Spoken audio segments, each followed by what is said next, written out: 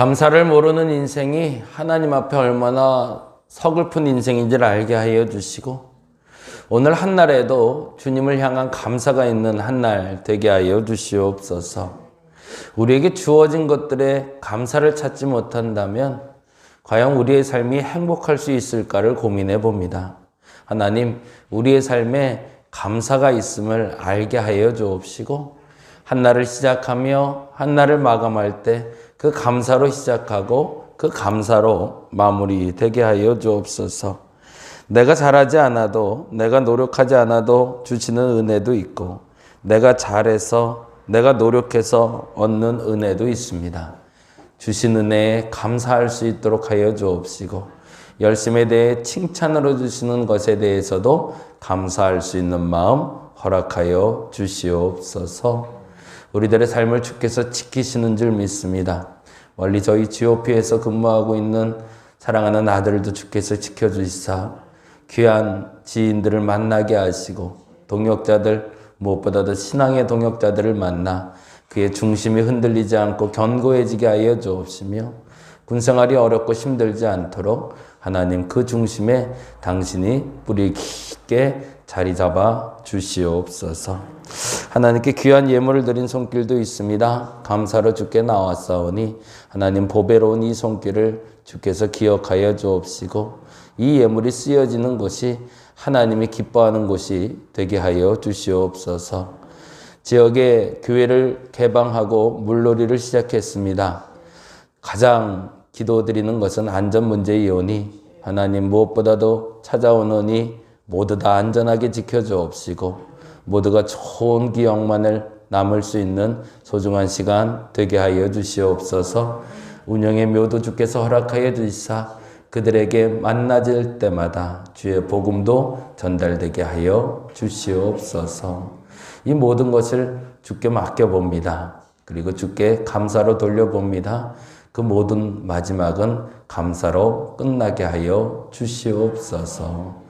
오늘도 그래서 기도하오니 우리의 기도에 응답하여 주시옵소서. 감사합니다. 고마우신 예수님 이름으로 기도드렸습니다.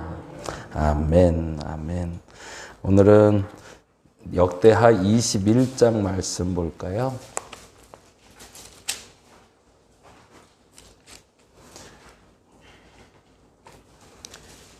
역대하 21장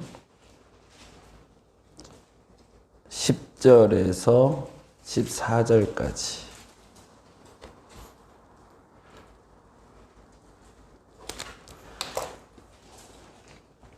역대하 21장 10절에서 14절까지 같이 한 목소리 읽겠습니다. 이와 같이 에돔이 배반하여 유다의 지배하에 벗어났더니 오늘까지 그러하였으며, 그때 림나도 배반하여 여호람의 지배하에서 벗어났으니 이는 그가 그의 조상들의 하나님 여호와를 버렸음이더라. 여호람이 또 유다 여러 산에 산당을 세워 예루살렘 주민으로 음행하게 하고 또 유다를 미혹하게 하였으므로 선지자 엘리야가 여호람에게 글을 보내어 이르되, 왕의 조상 다윗의 하나님 여호와께서 이같이 말씀하시기를, 내가 내 아비 여호사밧의 길과 유다 왕 아사의 길로 행하지 아니하고 오직 이스라엘 왕들의 길로 행하여 유다와 예루살렘 주민들의 음행하게 하기를 아합의 집이 음행하듯 하며, 또 내 아비 집에서 너보다 착한 아우들을 죽였으니 여호와가 내 백성과 내 자녀들과 내 아내들과 내 모든 재물을 큰 재앙으로 치시리라. 아멘, 아멘. 오늘은 여호사밧 이야기하고 여호람 이야기 두 가지를 좀 할 건데요. 19장부터 21장까지 보는 날이고요. 19장은 이렇게 질문을 던져보죠. 신앙의 굴곡의 이유는 무엇인가? 신앙의 굴곡의 이유는 무엇인가? 신앙이 롤러코스터 타듯이 엎치락뒤치락 올라갔다 내려갔다 하는 이유는 무엇인가? 그것을 찾아보시면 좋겠는데요. 19장 1절에 보면 이런 말씀이 있죠. 지난주 말씀 기억나시죠? 여호사밧이 하나님 앞에 어떤 왕이었는지, 지난주 말씀 금요일 말씀 한번 되새김해 보시면 좋을 것 같고요. 근데 이제 여호사밧이 어떤 일이 있었는지 간략하게 말씀드리면 아합과 연합하여 북이스라엘과 남유다가 연합군을 형성한 후에 전쟁을 치르게 되죠. 근데 전쟁을 치르던 중에 선지자들 400명에게 물었더니 전쟁에 가서 이길 거라는 얘기를 듣죠. 근데 여호사밧이 영 불안한 거예요. 왜 그랬을까? 모두가 반대하는 사람이 하나도 없고 모두가 다 맞다고 하는데 그게 더 이상한 거죠.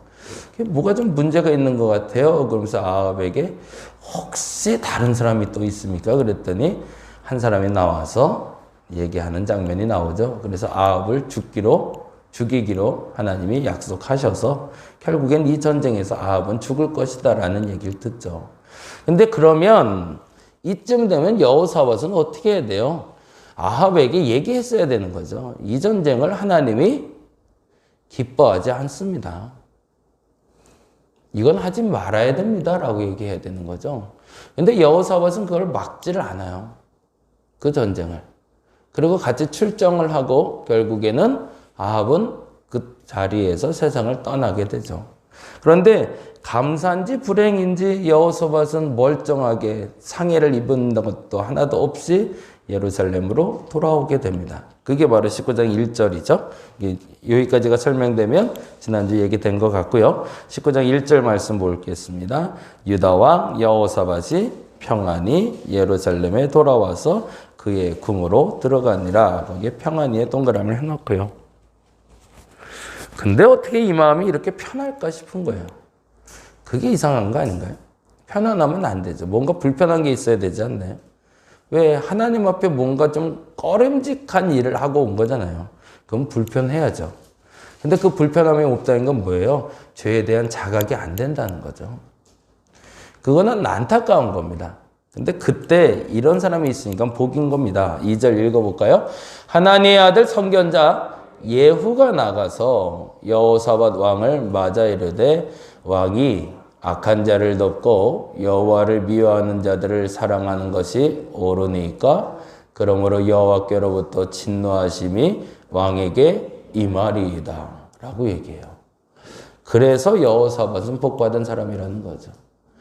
죄를 자기가 짓고 있는데 죄를 짓는 건지 내가 잘한 건지 모르는 상황이란 말이죠. 그럴 때는 그것에 대해서는 꾸지람으로 오는 것이 복입니다. 오늘 아침에도 우리 윤권사님한테 혼났는데 어저께 물놀이를 하고 갔는데 어제도 참 재밌게 잘 놀고 갔어요. 그리고 이제 물 청소를 했는데 미진한 부분이 있어서 어저께 저녁에 와서 8시쯤에 다시 한번 청소를 좀 하고 갔어요. 청소하고 정리하고 갔는데 잘못해갖고 저쪽 배수구 쪽에 종이컵이 하나가 빠졌어요. 근데 그걸 지금 못 건져내고 결국에 어제 왔는데 9시인가 거기까지 막 후벼 파다가 결국엔 못 건졌어요. 그래서 뚫어펑인가 그거를 좀 뚫어야 될 것 같은 상황이에요. 근데 밤이 너무 어두워지니까 정신도 없고 해갖고 요문은 잠궈 갔죠 제가. 아닌가? 요것도 열려 있었어요? 그래갖고 문을 제가 다 잠는다고 잠갔는데 문을 열어놓고 갔던 것 같아요. 그래갖고 요거 2개를 열어놓고 저기도 열렸어요. 뒤쪽도. 그러고 갔대요. 아침에 혼을 내주시더라고요. 내일은 아마 그래서 다 잠고 갈 것 같아요, 제가. 네.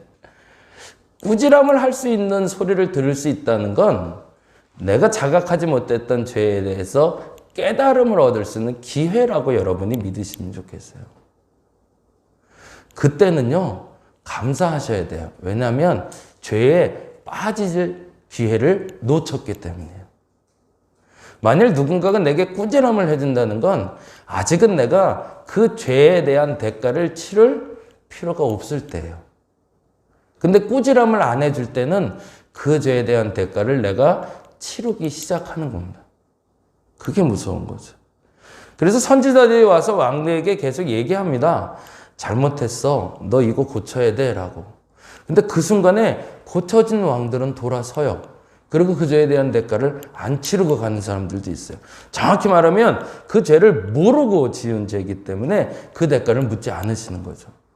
근데 알고도 그 죄를 벗어나지 않으면 이제 21장에 그 사람 얘기를 할 건데 그런 얘기는 징계가 나옵니다. 이 부분을 잘 기억하세요. 누군가가 와서가 아니라 하나님이 여러분에게 이놈하실 때, 야, 너 그거 하지 않았으면 좋았을 텐데, 그거 하지 마 라고 사인이 떨어질 때, 직접 말로 하시지 않더라도 하나님이 여러분에게 그 사인을 주실 때는 하나님께 감사하시기 바랍니다. 아직은 하나님이 내가 이 죄로 말미암아 대가를 치르기를 원치 아니하시는구나. 그런데 만일에 하나님이 주신 그 사인을 놓쳐버리면 그때는 죄송하지만 그 대가를 치러야 됩니다. 저도 이제 더 조심해야 되는데 제가 이거 작는 걸 잘 못해요. 그래서 그 열심히 지난번 저쪽에서도 제가 몇 번 그랬죠. 그래갖고 조금 그랬는데 그거는 좀 더 신경을 써야 될 것 같고. 혹시 뚜렁뻥 잘하는 분 있으면 좀 소개 좀 해주세요. 그래서 저것도 뻥 하고 좀 뚫었으면 좋겠는데 졸졸졸졸 나오는데 어떻게 될지 모르겠어. 물을 버릴 때. 근데 중요한 건 3절이죠. 3절에 이런 말씀이 있네요. 볼까요? 그러나 뭐라고 되어 있죠? 왕에게 선한 일도 있으니 이는 왕이 아세라 목상들을 그 땅에서 없애고 마음을 기울여 하나님을 찾음이니이다 하였더라. 그러면서 신앙에 굴곡이 생기는 이유를 얘기합니다. 잘 들어보세요. 꾸지람 하실 때 듣는 건 복이에요. 누군가 여러분 혼내주는 건 복이에요. 상현이에게 셀장 있는 건 진짜 복이에요. 네, 엄마 있는 것도 복이에요. 네. 누군가가 내게 꾸지람을 한다는 건 복이에요. 근데 꾸지람을 듣는다는 게 중요한 게 아니라 듣고 돌아서는 것까지 가야 복인 거죠. 그게 19장 이야기라면 20장에서는 그렇게 돌아선 여호사밧이 다시금 또 전쟁을 치르는 얘기가 나오고 있습니다. 근데 이 전쟁은 조금 다르게 치르게 됩니다. 아까 말씀드린 아합과의 전쟁에서는 하나님이 사인이 떨어졌는데도 그것이 죄인지 아닌지 몰라서 실수하고 돌아왔다가 꾸지람 듣고 돌아선 장면이 이제 20장이 돼요. 20장 1절 볼까요? 이렇게 됩니다. 같이 읽어보겠습니다. 그 후에 모압 자손과 암몬 자손들이 마온 사람들과 함께 와서 여호사밧을 치고 하더라. 뭐죠? 모압과 암몬이 전쟁을 일으켜서 남유다를 공격해 온 거죠.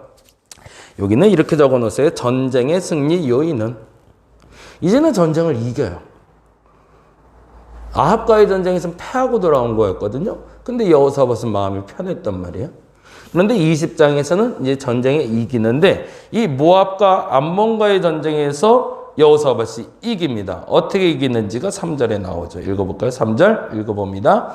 여호사밧이 두려워하여 여호와께로 낯을 향하여 간구하고 온 유다 백성에게 금식하라 공포하되. 그 다음에 이렇게 되어 있죠. 4절 유다 사람이 여호와께 도우심을 구하려 하여. 거기다 줄쳐놓을게요. 이제는 뭘 해야 되는지를 아는 거죠. 내가 전쟁 때에 무엇부터 시작을 해야 되는지. 그래서 기도를 시작합니다. 그리고 기도를 시작하면서 이렇게 얘기하고 있죠. 12절 말씀 볼까요? 12절 말씀, 12절, 13절 같이 읽어보겠습니다. 우리 하나님이여 그들을 징벌하지 아니하시나이까. 우리를 치러오는 이 큰 무리를 우리가 대적할 능력이 없고 어떻게 할 줄도 알지 못하옵고 오직 주만 바라보나이다. 거기다 줄쳐놓을게요. 네. 그래서 하나님께 나가는 게 맞죠. 근데 그렇다고 아무것도 안 해보고 하나님께 나오라는 얘기가 아니에요. 최선을 다한 후에 하나님께 나오는 겁니다. 전 이 말이 너무 중요하다고 봐요. 제발 부탁을 드리는데 그 다람쥐 쳇바퀴 도는 신앙생활 제발 하지 말았으면 좋겠어요. 저도 이제 개척한 지 벌써 6년 차 들어섰는데 6년을 지나보니까 그동안 성장한 신앙인들이 있고 저하고 같이 신앙생활 하면서 근데 6년이 지났는데 아직도 똑같은 자리에 있는 신앙인들이 있어요. 제가 어려서부터 만난 사람들 중에도 그런 사람들이 있고 그리고 제가 어저께 만난 목사님들하고도 얘기하면서 그런 얘기했는데 목사님들도 10년 전이나 20년 전 한결같이 동일한 성격을 가진 거는 좋죠. 근데 한결같이 동일한 신앙생활 하시는 분들도 있어요. 근데 그건 문제죠. 성장을 해야 되는데 성장이 안 돼요. 근데 더 중요한 건 왜 그렇게 되냐면 최선이 없어요. 첫 번째는 기본에 대한 최선이 없어요. 제가 늘 부탁드리는 게 말씀 생활과 기도 생활은 기본이라고 얘기를 하는데 그게 야몽성의 말이라 그렇게 귓등으로도 안 들으시는 건지 누가 말을 해야 도대체 그 말은 듣는 건지 모르겠는데 말씀과 기도는 기본이거든요. 이게 갖춰지지 않은 상태에서는 어떤 것도 안 일어나요. 근데 이걸 안 갖춰놓고 그 다음 일을 자꾸 하려고 하니까 자꾸 좌충우돌을 내고 쳇바퀴 돌고 있거든요. 말씀과 기도는 기본으로 세워놔야 됩니다. 그건 내가 정한 시간, 정한 때에 내가 정한 분량을 감당해내야 돼요. 그거를 기본으로 해놔야 그 다음에 되는 거고 그 다음에 플러스 되는 게 내 삶에 대한 최선이거든요. 말씀과 기도는 더 이상 얘기할 필요가 없어야 되고 그 다음에 그 위에 기반으로 내가 이루고 싶은 일, 내 문제 해결에 대한 열심을 하는데 그 열심에도 한계에 부딪히는 거죠. 그게 지금 난 아무것도 못한다는 얘기지 난 원래 아무것도 안 할 거니까 하나님 알았어요. 이 말이 아니었던 거죠. 근데 그 말을 하고 이렇게 얘기합니다. 13절 읽어볼까요? 유다 모든 사람들이 그들의 아내와 자녀와 어린이와 더불어 여호와 앞에 섰더라. 거기다 줄 쳐놓고. 그래서 지난주에 말씀드렸던 말씀 중에 제일 중요한 단어가 그거였거든요. 여호와 앞에 여호와 함께. 그러면 무슨 말이에요? 여호와 앞에 있다는 건 뭐예요? 지금 이분들에겐 하나님이 느껴지질 않는 거죠. 나는 말씀과 기도를 기본으로 했잖아요. 여호사밧이 간구했잖아요. 그리고 최선을 다했는데도 방법이 안 보였단 말이에요. 그래서 주님을 바라본다는 얘기는 그렇게까지 했는데도 하나님이 느껴지지가 않는 거죠. 그때도 하나님 앞에 서려고 노력해야 된다는 거고 그때는 하나님 앞에 서 있다고 인정하고 살면 그때는 하나님이 움직이신다는 얘기입니다. 느껴지지 않아도. 그러자 이제 선지자가 나와서 이 얘기를 합니다. 17절 볼까요? 17절 말씀 같이 읽어봅니다. 이 전쟁에는 너희가 싸울 것이 없대요. 거기다 줄 쳐놓을게요. 이미 끝낸 전쟁이라는 거죠. 참 재밌죠?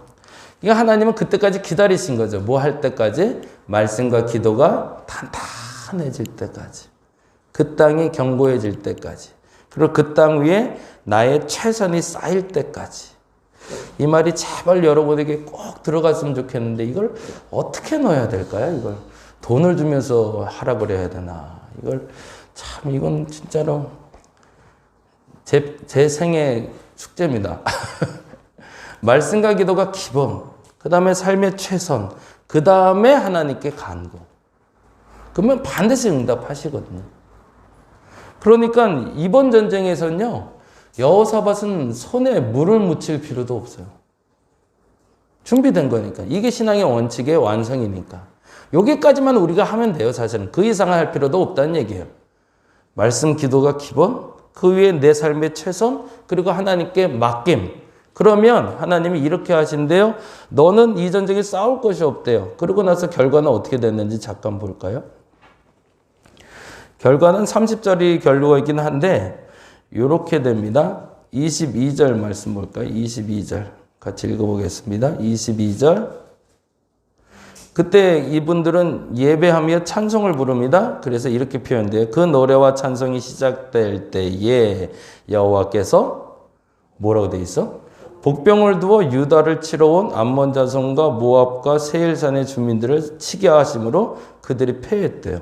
그리고 23절에 이렇게 해서 곧 암몬과 모압 자손이 일어나 세일산 주민들을 쳐서 진멸하고 세일 주민들을 멸한 후에 그들이 서로 쳐 죽였대.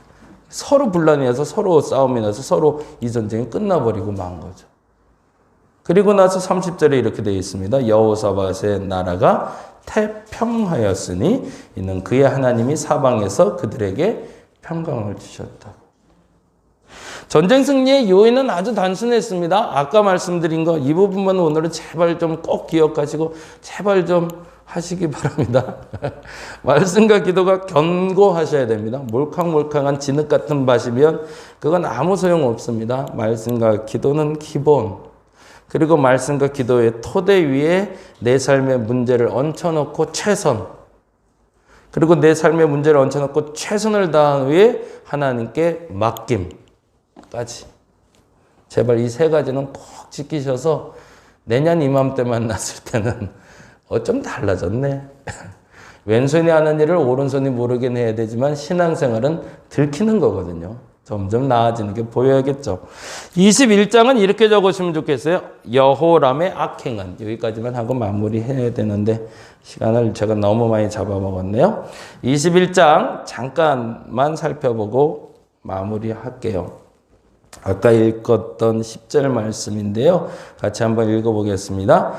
21장 10절 이와 같이 에돔이 배반하여 유대의 지배하에서 벗어났더니 오늘까지 그러하였으며 그때 림나도 배반하여 여호람의 지배에서 벗어났으니 이는 그가 뭐래요? 그의 조상들의 하나님 여호와를 버렸습니다. 하나님을 점점 여호람이 떠나기 시작하자 그의 소유를 하나씩 뺏어가기 시작하십니다.